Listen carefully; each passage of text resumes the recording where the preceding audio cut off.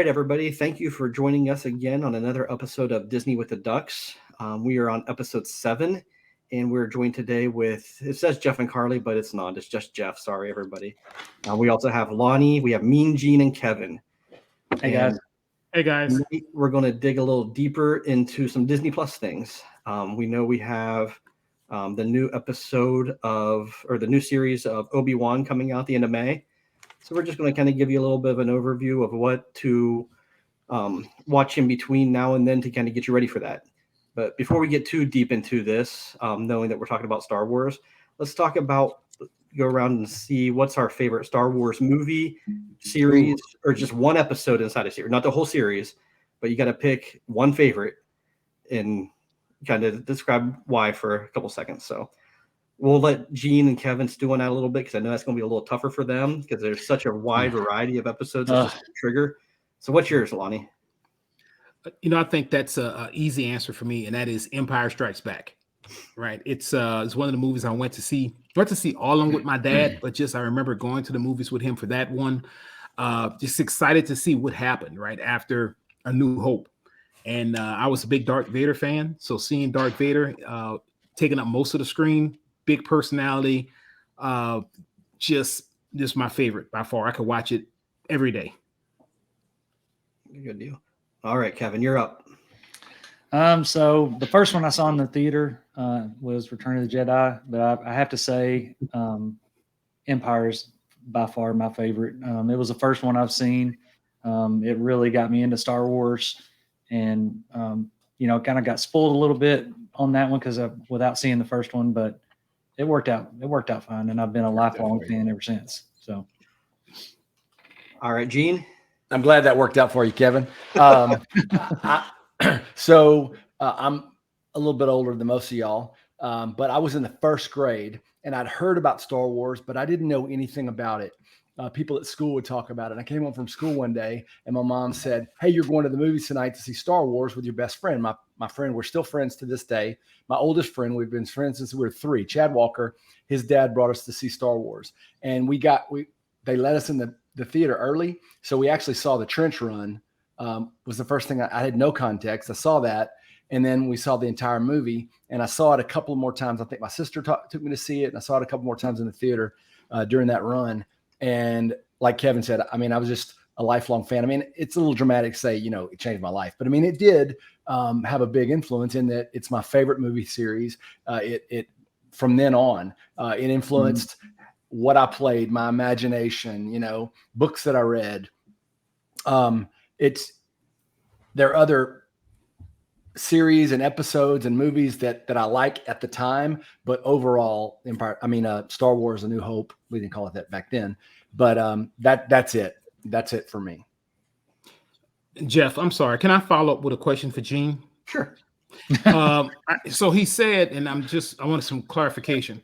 He said, I went with my best friend. I was led to believe that I was his best friend, but I'm hearing something different now, and I just need to get some context around that. So, Gene, is Chad your best friend? Is that what you're saying? Well, he was when I was in the first grade, and he was for a long time through like school and stuff. I talked to Chad about once or twice a year. Lonnie, I talk to you several times a day. I mean, you can decide for yourself. Okay, he also want to make sure.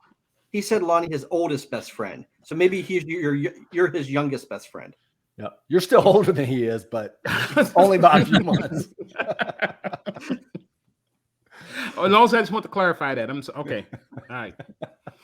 I was like, you're cheating on me. I think my personal favorite, I'm going to have to make it a 3 for 4 and go with The Empire Strikes Back too.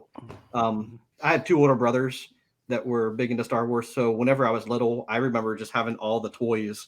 We had a Millennium Falcon. We had set up a Dagobah with the little foam place that they can kind of drop through. We had little Toyotas. We had not cars like Toyotas. we did not have a Toyota back then, but we had toy Yodas. And we had like little tauntauns that you can shove Luke into the back of them, and they can ride the tauntauns around. So the tauntauns really stuck out for me. Oh yeah, The Empire Strikes Back. So that's kind of my first memories of it, and I think that's probably my favorite one as well. So, do you know what the temperature of the inside of a tauntaun is? if anybody listened to the episode a few weeks ago, they would know this. Was that a joke? I Yeah. think it was yours, wasn't it? It wasn't mine, but that's why It it's was on my mine. brain. That's why Okay. it's on my brain. What was the temperature of the inside of a tauntaun? Lukewarm. Okay. Yeah, you Just said checking. yeah. All right. So, how do you think's best to break down the series? I mean, do you watch it release date? Are you doing chronologically? What do you think here, guys? I mean, are you the purists that it's got to go 4, 5, 6, then back through? Or let's do some feedback on that. I've watched them in every possible machete order way that you can possibly watch it, just to get the different experience of every different order that you can do. And I'm just like that. I'm like a completionist. On video games, I have to find every little secret. So same thing with Star Wars. I'll watch them. But I've gotten to where whenever I go through like a watch of, a certain order, I will also throw in Clone Wars. And that's by far my favorite of all. And we can get into that a little bit later. But I think I'm really glad that Disney took that older content and brought it into canon, and it really brought everything together. So I like being able to tie the movies together, and then things between the movie trilogies. It's really, I really like to bring all that in, just to kind of get the full experience. So for those who aren't big Star Wars buffs, so basically the way it's set up is there's 3 sets of main trilogy movies, right? You have the original releases, you have the prequels, and then you have the postquels, I guess they're called. Sequels, yeah. The sequels. Yeah, sequels. That's a much better word than postquels. Postquels, whatever. We're just kind of making stuff up here. Yeah. But interspersed along the way of those, there's been several series that kind of fits in. There's been several movies that kind of falls in between those two that aren't part of the sequel, prequel, originals. So what about for like Obi-Wan? Where are we looking for that as far? What do we need to watch? How do we need to look out for that? Or I guess before we get to that, what do each of these sets cover? I mean, do they cover different timelines? What are we looking at here? So, Exactly. to answer the previous question you had before, the way, most of us that grew up with us watched these movies where they watched the original trilogy. And then, however many years later the prequels came out. And so that's the way I watched them. And that's the way a lot of people I know watch them. I've, like Kevin, I've watched them in order. I think it's just a cool way to watch them. I just want to say that actually Lonnie and I have a friend who he introduced his kids to Star Wars, and he introduced them as, the original trilogy and then the prequels.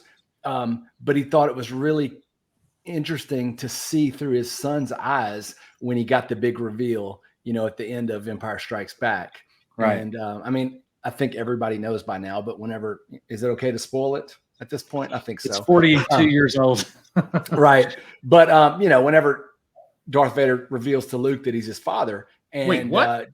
Right. And he said, I remember when he did it, he told me how cool that was to see. And so, that's just an interesting thing. If you watch it in the order of 1, 2, 3, you would know that. But if you watch it in the original order, then you wouldn't know that. So that's just kind of cool. Go ahead. And just go ahead, Lonnie, go ahead. No, I said, yeah, Gene, you make a good point. I'll be honest, when I watch him and like Kevin, I've watched it in different orders. I might be a little, not to sound negative, I struggled. We watched the Star Wars Saga, and then there was a big break, and then they came out with the prequels, right? And I went to the movies. I remember going get tickets, and like way before time, took a day off of work to see the Phantom Menace, and I left out saying, I was disappointed, right? I struggled with Phantom Menace. Attack of the Clones, a little bit better. But honestly, out the prequels, the best one to me was Revenge of the Sith. I know it got a little bit of out of those prequels, those 3 sets, to me, that was the best one. I know it took a lot of flack but I think they did a good job actually showing what led to, of course, we know Darth Vader and that whole piece right there. But when I tell people to try to watch them, I kind of struggle to say, I want them to literally like it like I do. But it's hard for me to tell them go watch it from the Phantom Menace on, because I don't think it has that same appeal.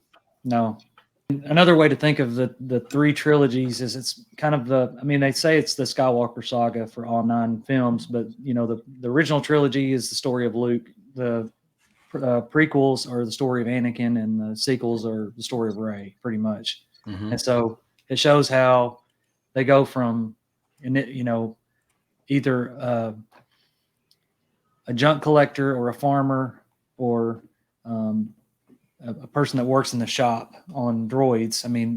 To becoming the galaxy's hero kind of thing. So they say that Star Wars rhymes. There's lots of rhythmic themes that are used in the original trilogies and all 3 trilogies. So it's kind of cool to see how those different things tie together and play off one another. And kind of in some cases, in the Bible, there's different cases of this too. One would be the story of Jonah and kind of how that is kind of a satire. And some of those go that same way, where in the original trilogy, you've got what you think is going to be the hero that turns into the villain, and then in the other trilogy, it's the nobody that turns into the hero. So it's kind of cool to see how those parallel with one another. So for the other episode, the series, where did the series fall into here? So if you have the original series, you have the prequels, you have the sequels.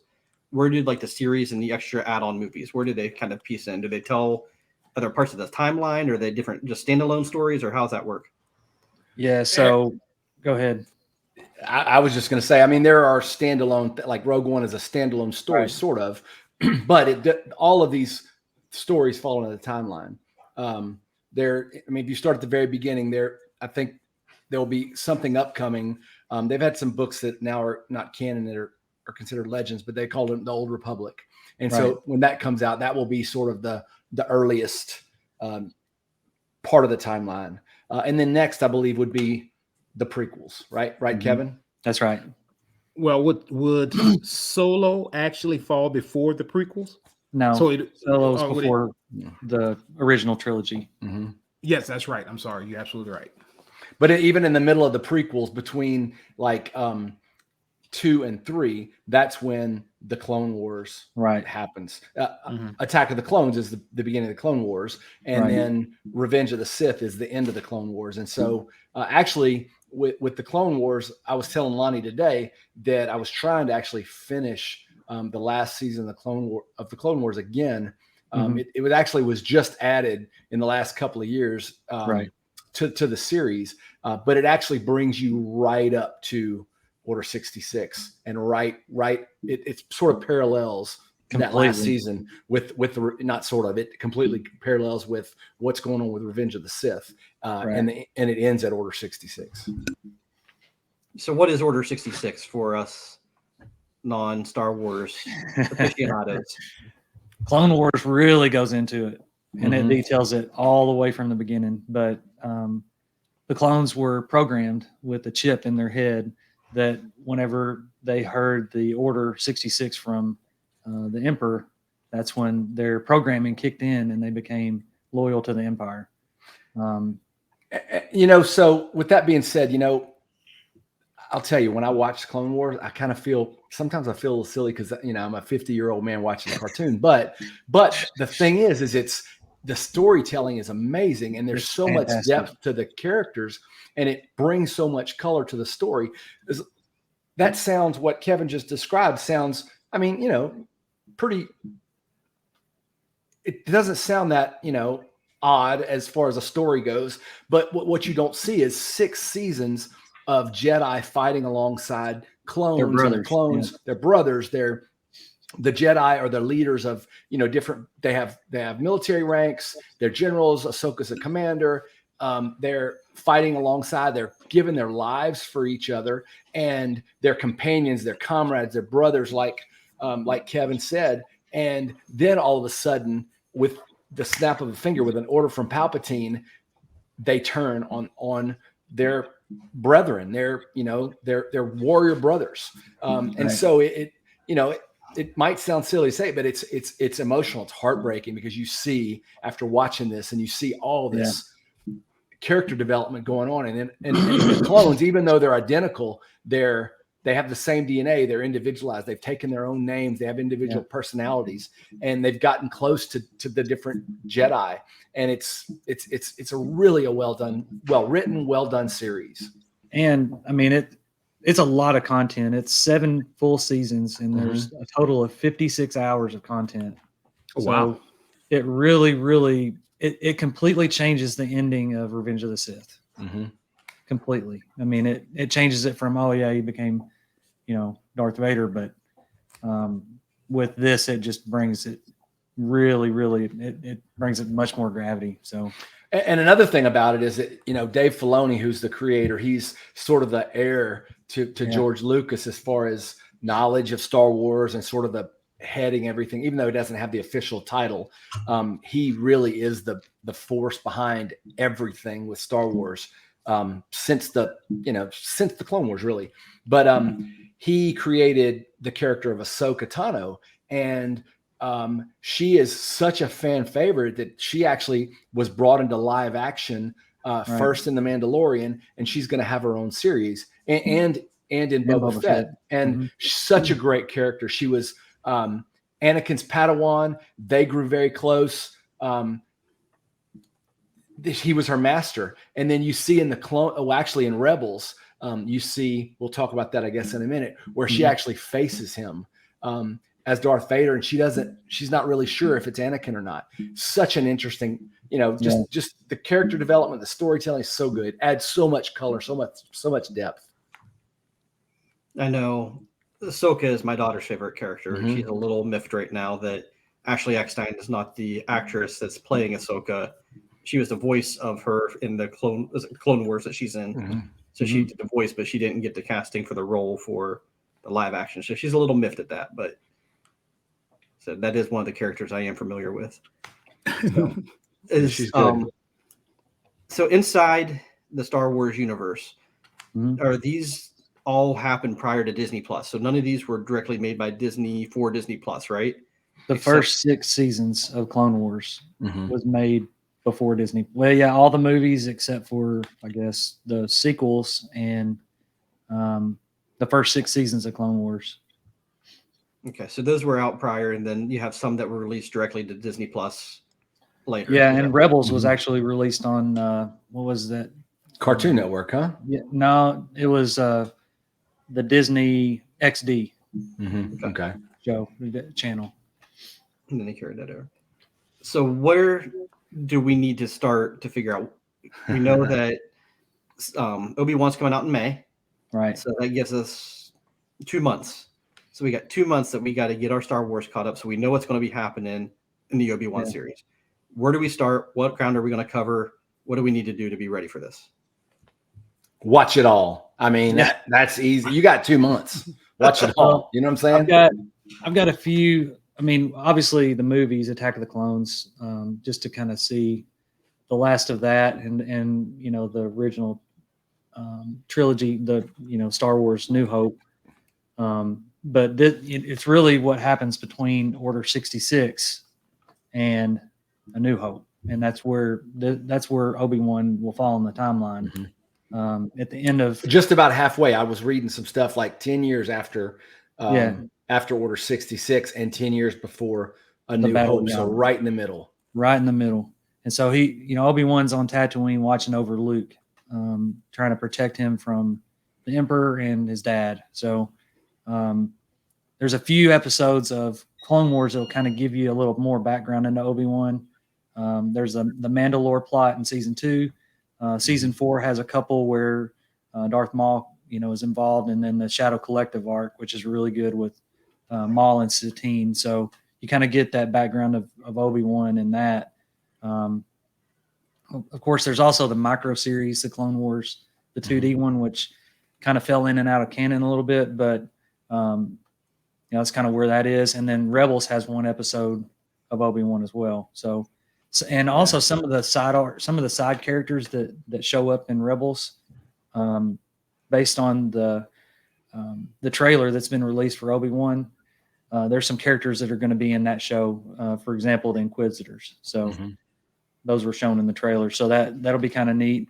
And we may even see some appearances from characters that we saw in the Book of Boba Fett as well. Mhm. So Just for some information, if you're not familiar, if you haven't watched Rebels, the Inquisitors are typically like the Grand Inquisitor is like a former Jedi temple guard, and they're all Force sensitive, former fallen Jedi, so to speak, that've been turned to the dark side that Vader and the Emperor used to hunt Jedi. After Order 66, there were Jedi that were killed right then. You saw it in the, if you've seen the prequels, you see it right there in the movie. But Obi-Wan gave an order for the Jedi to hide, and the Inquisitors, they would seek out Jedi and fight them, destroy them, whatever. And so that's going to be. And if you played the game Fallen Order, such a great game.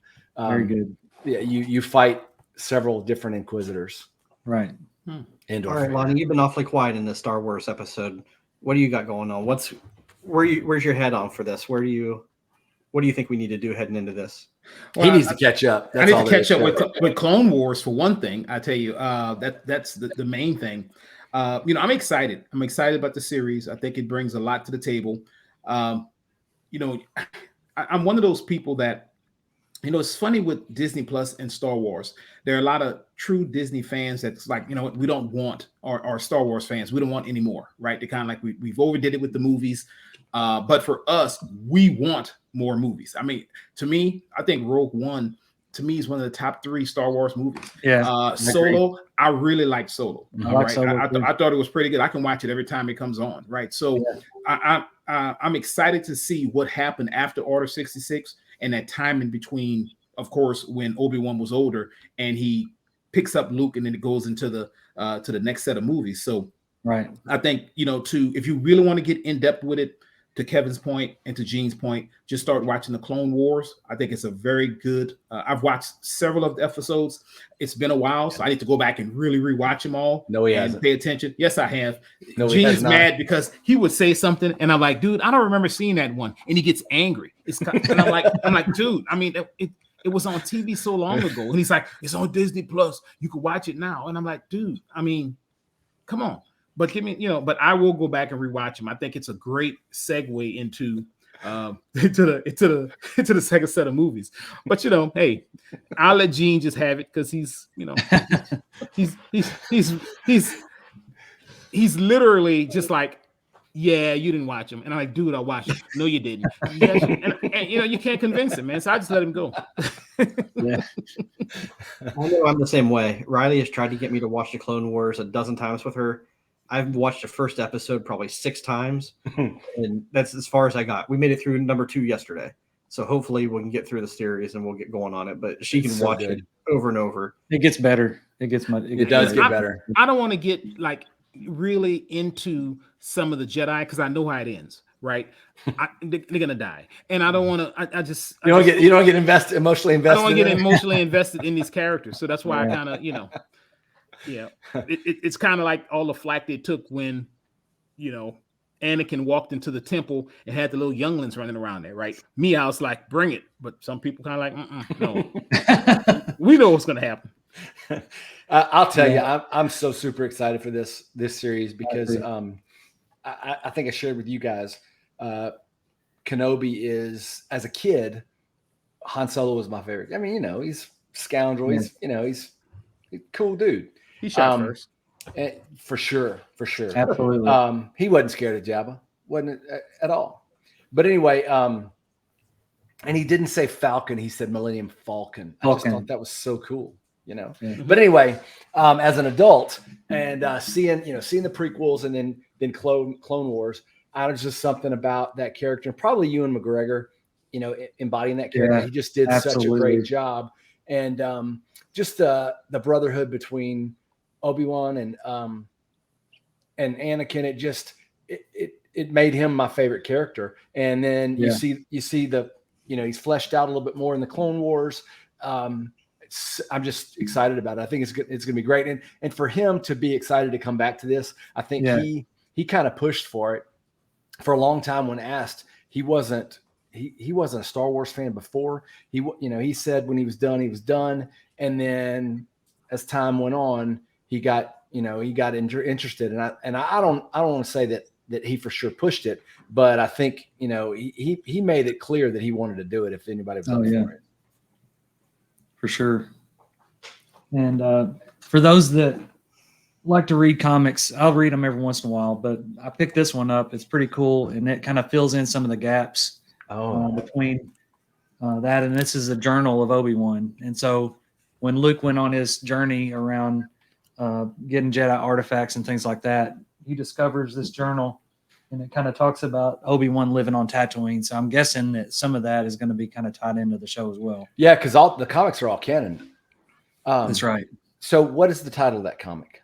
It's called From the Journals of Obi-Wan Kenobi. Okay. And it's a collection of multiple, multiple issues that kind of brings it all together into one story. So yeah, so like a digest or on like a trade paperback. Yeah. So whoever is Gene's Amazon delivery driver, that will be delivered. Apparently, he is not ordering. Oh, he's ordering that so fast. It's not even funny. But I will say this, guys. I think one thing we talked about the movies, we need to go back and talk about actually A New Hope, Empire Strikes Back, Return of the Jedi. When we talk about those, I don't know what you guys think about them, but I'm thinking the original movies, not the remastered, not when George Lucas went back in and put some things in it. Don't like those. Don't want those. I don't want, Han Solo having a conversation with Jabba stepping on his tail. I don't want none of that. I want the original ones. So I think we need to kind of specify that, because if you're watching it, you'll see, right, two different versions of the movie. I'm not a fan of the second versions. Yeah. What's an interesting thing about that is that you said comic, Kevin. When I was a kid, I had a great big giant. I have a box in front of my feet of comics from when I was a kid, but I don't think it's in there. My brother might have it, but I had a giant Star Wars comic. It was in 2 parts. I never got the second part, but it came out right around the time of the movies. They used a script and they drew artwork. And so there's scenes in the comic that weren't in the movie. And now years later, you see those scenes. Like, the picture. Have you ever seen the pictures, or you've seen the cut scenes where Luke is wearing the bucket hat? Yeah. You know what I'm talking about? Yeah. So those scenes were actually in the comic. The scene with Jabba, except Jabba looked like, do you remember the action figure? I don't remember what its real name was, but they called it Snaggletooth. Yeah. That's the artwork that they used for Jabba the Hutt. And that whole conversation, when they were redone and that came out, I mean, it blew my mind, because that was the same scene, except there was no blob slug Jabba, because there was no such thing. And so that was always just really cool to me, but nobody else remembers that comic. And so I could be lying for all y'all know. Probably so. Or you imagine it. I don't think you're lying. I just think you're imagining it. Do we have pictures of you with that comic, Gene? If you didn't have a picture or it's not on Facebook, it didn't happen. This is true. This is true. My brother might have it though. I'm texting him right now. I'm gonna ask David if he's got it. Nope. So by the time we're doing this episode, I'm guessing we have all seen the preview for Obi-Wan. Is that correct? Have we all watched a trailer on YouTube? Several times. Yes. Several times. Once, twice, maybe a few 3 or 4 times. times. Have you all dissected it thoroughly, paused scenes to see if you can notice things in the background and watch? Yeah, and I watched some videos on YouTube of people dissecting it and explaining a lot of things that I never would have caught. So yeah. I'm trying to stay off of it as much as I can, because I got way too deep into it on Rise of Skywalker, and I got a little bit spoiled on the movie. So I'm trying to stay away from it a little bit, but I did watch it. Did you like Rise of Skywalker, Kevin? No, not really. Okay. That's my least favorite. Really? The rest of them, yeah. It may grow on me in time, but right now it's my least favorite. So based on what you guys saw with the trailer, what direction do you think this is going? Is it just like Obi-Wan sitting on a cliff watching him do things all the time, just making sure he's okay? No. Where do we think we're going with this? I think that Obi-Wan, because of who he is, because he's the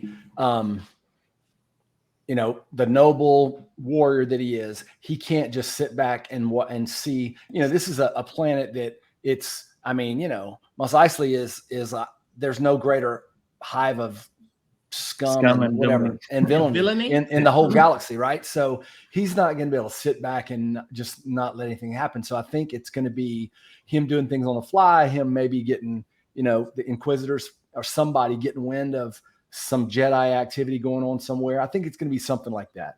Jabba will be around. Yeah, for sure. Yeah, he The runs whole everything gangster there. Jabba. I mean, you've got Black Sun and I guess the Shadow Collective could be going on. I mean, you've got a lot of stuff. It's kind of the emergence of the Empire as well. So you mentioned the Shadow Collective. Is that the same thing that was kind of discussed in the Book of Boba Fett? Was that A little bit, but it's kind of at the end of Solo. If you remember, kind of toward the end, where it was what is it? Paul who's that? Paul Bettany was involved in them. Is that Right? Was he involved, or it was was- he just selling stuff to them? I thought he was more of a. I need to go back and watch it. I watched Solo so many times, but I thought that's where his kind of plug-in was. He was more of, providing things for him. Yeah, it was part of the whole criminal. I thought Empire. that wasn't Crimson Dawn. No, Crimson Dawn. That's it. Crimson Dawn. okay, because I just looked up Shadow, whatever that was, and Black Yeah, because Sun. the Pikes are part of it, which show Right. up in Boba Fett. And then you've got the other Darth Maul. Yeah, Darth Maul is kind of the leader of that, and Mhm. it shows that kind of at the end of Solo. So I'm not really sure if they'll bring him in on the Obi-Wan show or not. But all right. So as a casual fan who's just kind of watching movies, didn't Darth Maul kind of get chopped in half and fall into a big pit? Yeah. nobody's ever really gone. Nobody's ever really gone. You kind of learn that from Luke at the end. Well, you kind of learn that from, Everybody. the shows as well, right? I mean, they killed Yeah. somebody. I'm not going to spoil, but they had somebody who was killed early on, and they came back to be in later episodes, and a key character in the Boba Fett show as well, right? That person was brought back, so I guess you're never really gone, right? That is true. Mm-hmm. Yeah, So- Maul is obviously we see him killed, but then he comes back. He's a key part of Rebels. He's a key part of Clone Wars. He actually you mentioned this. I mean, I don't want to spoil it. I mean, I guess Rebels and Clone Wars. There's people who haven't watched it, but there's some really key things with him. Kenobi. It's cool. It's cool the way they use him. So we've pretty well covered from episode 6 and early. So we've kind of given an overview of what those are going. What happens after episode 6? Do those have any bearing on any, like those timelines? Are they affected by what's going to be happening on Obi-Wan, or is that really just more of a thing between like 3 and 4? Go ahead, Kevin. I know you want to say something. No, I mean it's really what happens between after the fall of the Clone War, Order 66. Really, I mean, and after that, it's really, we'll go into the original trilogy after that. So it's kind of filling in the gaps between 3 and 4. So we're seeing they're starting to do some of the deep dives into some of the other characters. You have the Mandalorians was a nice deep dive show. You have Boba Fett was a good one, which is like Mandalorian 2.0. You have now they're doing Obi-Wan. You said they're doing an Ahsoka series that's going to be coming through. Yeah, so I think all of those are after Return of the Jedi, correct? So Mandalorian, Boba Fett, and the Ahsoka series are all going to be after, Return of the Jedi.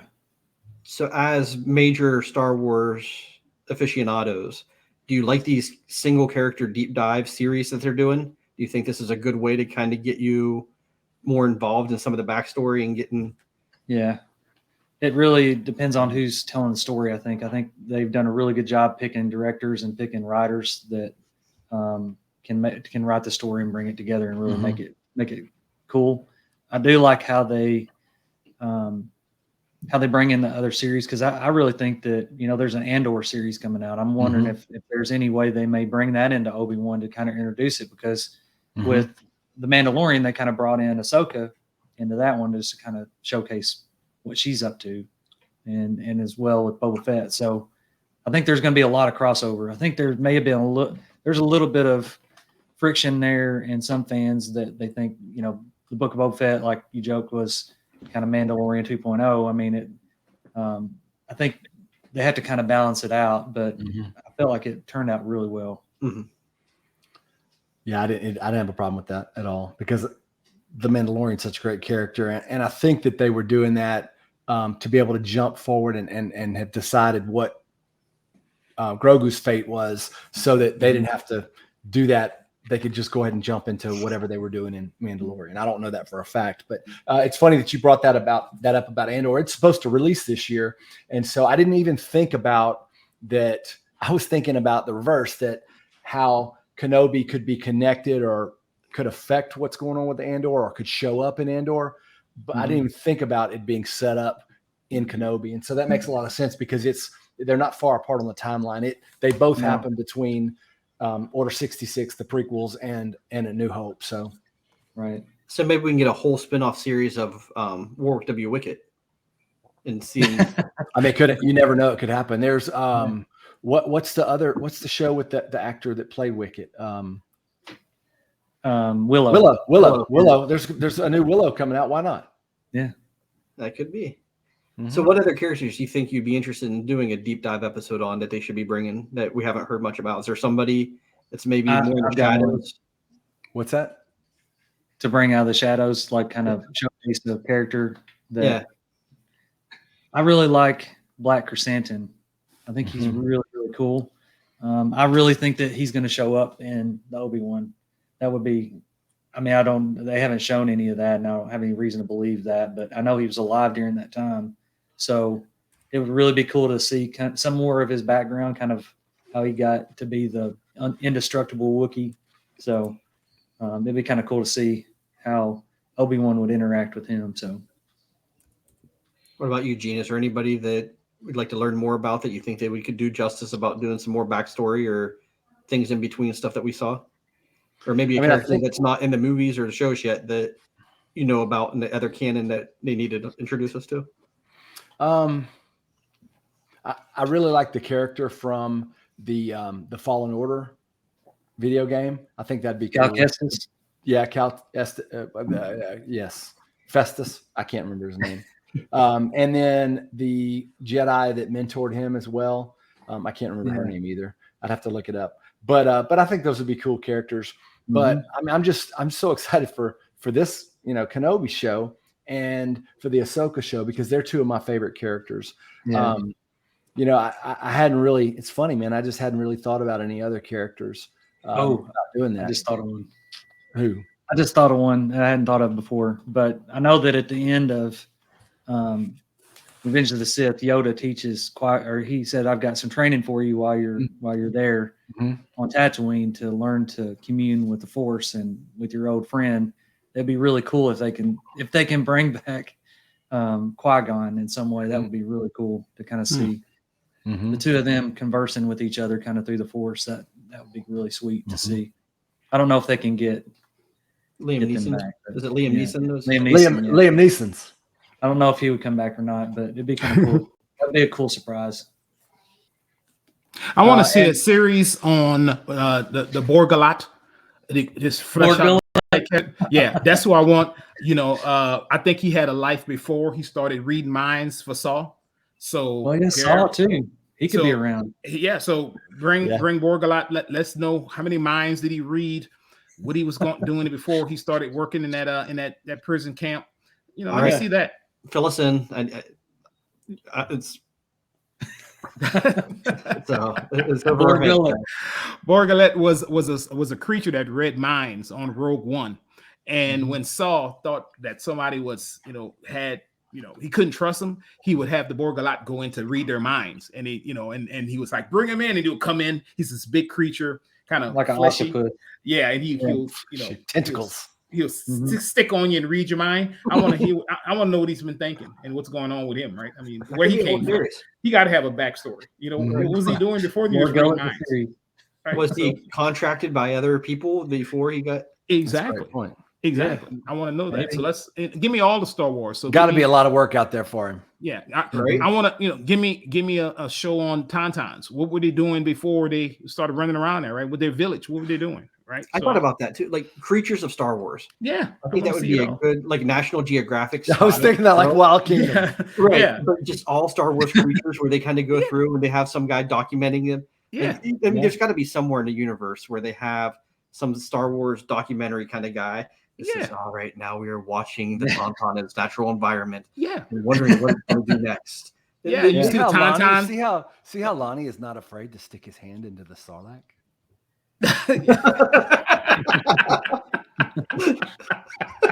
You want to see it? I want to see it all. I want to see. That's what I want.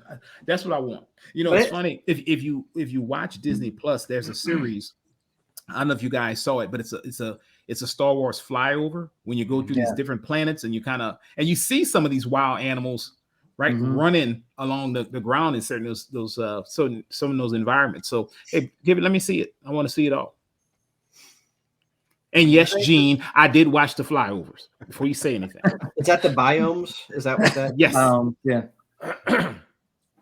There's I'm curious about just animals in general. You bring up a great point, actually, Jeff, because so on Lothal, where one of the heroes from Rebels lives, all the animals are called, like, there's a Loth cat and there's a Loth wolf. And I'm just curious if that's that nomenclature, that naming principle, if that's every planet, if on Dagobah there's the Yoda Dag cat, or the Dag wolf, or the Dag whatever, the Dag Nabbit, the Dag Nabbit, whatever it is. Yeah. All right. So where do we go from here, guys, with Star Wars? Is there anything else without getting too deep into what to watch on Disney Plus? Without getting too deep into I will say another good one. If you do kind of go into Clone Wars and you really like that, Bad Batch is another really good series. It's very well put together. I think it's kind of an extension of Clone Wars. The last season kind of introduces them, and I've really enjoyed the Bad Batch. It's almost like season 8 of the Clone Wars. Pretty cool. That's funny that you bring that up, because I was just thinking that when everybody else was talking, I didn't, after I'd already shared my piece, I'm gonna share again, but there's different people have speculated that maybe Omega would show up at some point in one of these series, because she and Boba Fett are actually, brother and sister, so to speak. They both share the DNA of Jango Fett. She's just the female version. Right. And so that'd be cool. And Omega, you think she's force sensitive, Kevin? I don't know. She's no Borg Galette, I'll tell you that. I think she is. Anything else for the good of the order? I have a question that I came across something on Twitter today, and I wanted to ask you guys. I want to get your thoughts about this. Okay. So, in an interview with Samuel L. Jackson, this guy posted, I think his name's Josh Howerton. He posted that Samuel L. Jackson said, "Hey, look, let's bring Mace Windu back. I can learn to fight. I can learn to swing a lightsaber left-handed," which I don't think he'd necessarily have to do, because Luke's got a prosthetic hand. I mean, he lost both of his hands, right? So we talked about that before. That Star Wars doesn't have a problem bringing somebody back that we thought was dead. We saw it with Darth Maul, right? Everybody. We saw it with Boba Fett. We've seen it with other people. So, what are the pros and cons? I want your thoughts as far as Mace Windu coming back. Mace Windu, that's perfect. Mace Windu, yeah. He went out the window. He went out the window. He did. So, I think it would be cool because they don't really explain how Grogu escaped the temple. Mm-hmm. And I think it'd be kind of cool if somehow Mace Windu was involved in that and getting him off world somehow. I don't know. Mm-hmm. But I really think it'd be cool to bring him back. He's one of my favorite Jedi of all. I mean, he's the perfect balance between light and dark. Mm-hmm. He brings he's got the only purple lightsaber, and that's the blend of the red and the blue. So, I mean, it's really, he kicks it up a notch, and just to see how he would react after the fall of of the Jedi, and with their hubris and all, just to kind of see how he would react to that and how he would come back from that would be really something. So I'm curious though. I mean, we could talk about this around. I'm a nerd, man. But so why do you think he's a blend of the light and the dark? And do you not think that he's part of that hubris that the Jedi had? The way they lost their way or whatever. Yeah, I think he was a big part of the hubris. I mean, you can he was very skeptical of Anakin, though. I mean, but at the same time, he was a beast against the droids and stuff, and just he owned it. I mean, he was fantastic. Yeah. So do you think they should bring back a Mace Windu series and bring him in post arm chop offs, or like backstory prior to that? Where are we putting this timeline into there for him? That's a good question. Yeah, I really like the character. I have very mixed feelings because I feel like, I don't know if you ever watch soap operas with your mom when you're staying home from school when you're sick, but nobody ever died in soap operas. You know what I'm saying? They always came back. We didn't watch that. Right. Comic books. Superman died. Nobody's really worried Superman was really dead. Superman came back, and so Optimus I really like him. Optimus, right. Everybody, and so it seems a little tropish, at this point, but he's such a great character and what could be done with him. But then I think Lonnie made the point earlier, I don't make your point. I have mixed feelings about it. I think that there's a lot that could be done with him. But yeah, I don't know where they would take it. Yeah, I mean, that's the thing. You don't know where they would take him. I love the character, but literally, I mean, he got both of his hands cut off, so you can't swing with your left hand. Both of them are cut off, and you got shocked by the Emperor, and you got thrown out the window. Building was pretty high. I don't think you can bring it back, but I will say one thing. All those speeders, though, you know what I mean? Saying like Anakin did it. Anakin jumped from his, caught a speeder. It could happen, man. But Anakin didn't get shocked before he fell out the window, though. See, that's the thing. But he's Mace Windu. He is Mace Windu. I cannot say that. Yeah. But to your point, I was watching something. It was going down a rabbit hole, and it was talking about if you remember when Luke on Mandalorian, when he came out, right? Hope that's not a spoiler. And he rescued him, and he at the end he was fighting with the droids, and he used the little crushing movement to crush the droid. The only other person to use that, because that is actually a Sith technique, was Mace Windu. So I'm like, he to Kevin's point, I think he does have that kind of mix. Purple, if he does come back, I would love to see him come back with a red lightsaber. I'm gonna throw something out there for you. So he's so angry by what happened with Order 66. He hit the fall, that he, that he actually comes back. No, he's an Inquisitor. All right, I see it. I see it. Yep. So I'm sorry. Go ahead. I was just gonna say that Disney's put a lot of content in the gaps between the movies. I think once they kind of exhausted some of that, I think they're going to go back before, and that's where they're going with all their, the before the prequels, and kind of go back when Yoda was young. I mean, and that's kind of where all the books and comics and stuff are going first. The new Republic, I guess, or the Old Republic, kind of going back to that, kind of fleshing some of that out. I think it'll be a long time before they go after the last movie. I think they're going to go back before they go up in time. I have another idea now. Now that Lonnie, you shared that, that was a great idea, actually, Lonnie. Another idea. I was thinking to myself, I thought you'd said it earlier. Like, where was he during Order 66? Order 66, and but after also after that, right? Mm-hmm. So I was thinking, well, where was he during A New Hope? Where was he during Empire Strikes Back? Where was he during Return of the Jedi? And then I thought, well, what if the story is about him escaping Order 66, but then he doesn't make it, all the way to, something happened, he dies. He is caught. But what happens up until the time, or however he would die, up until the time that he does, but it's before A New Hope. I don't know. Just spitballing it here. Well, let me throw this at you, Gene. We talked about him coming back and Kevin as well. We talked about him coming back with a red lightsaber. That's not saying that he's bad, though, right? you go back to Star Wars Visions, right? The first episode. I know some people didn't like some of them. They actually had a Sith hunting other Siths. You remember that? So what if he comes back? Yeah, he's very angry. He's gone to the dark side, but he's hunting actual other Sith members. I would take that. Now I would run with that, which is why maybe he didn't survive going into A New Hope. But he was that's out sort of what hunting. Darth Maul did too. Yeah. So I would love to see that way. Maybe he hooks up with Darth Maul down the line somewhere. Well, it's kind of hard to do that. You don't now have to because, be. The dark side's not necessarily Sith, too. You know, we found that is true as with, well with Kylo Ren. You know, Yeah. Right. I think that's a good idea. To see some of the before stuff of Mace Windu and how he kind of put some of the Jedis together in the temple and kind of, because he seemed very integral as far as head honcho to that. And he has experience with that in the past. I mean, he put a great team of Avengers together before.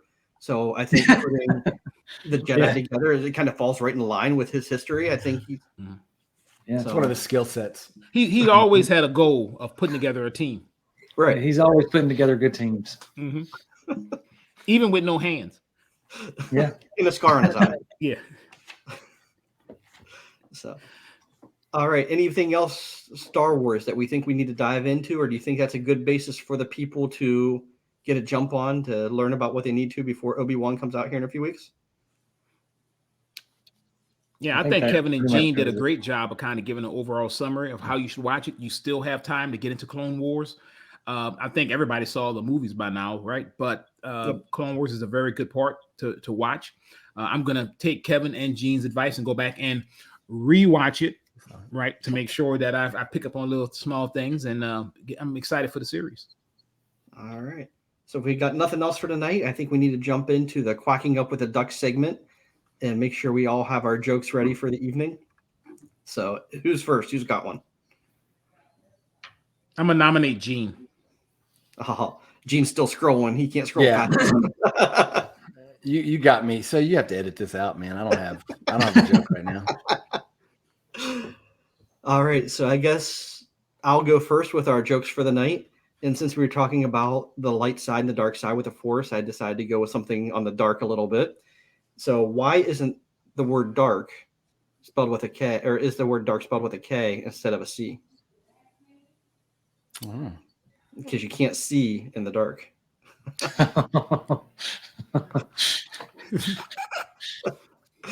All right, Lonnie. I'll go. You know, a lot of people don't know this about me, but I'll be serious for a second. And I am afraid of a calendar. You know why? Its days are numbered. All right, I'll go. So why is Darth Vader not safe for children under 3? He's a choking hazard. Nice. I like that. That is great. What's Admiral Akbar's favorite kind of music? Trap. Trap, of course.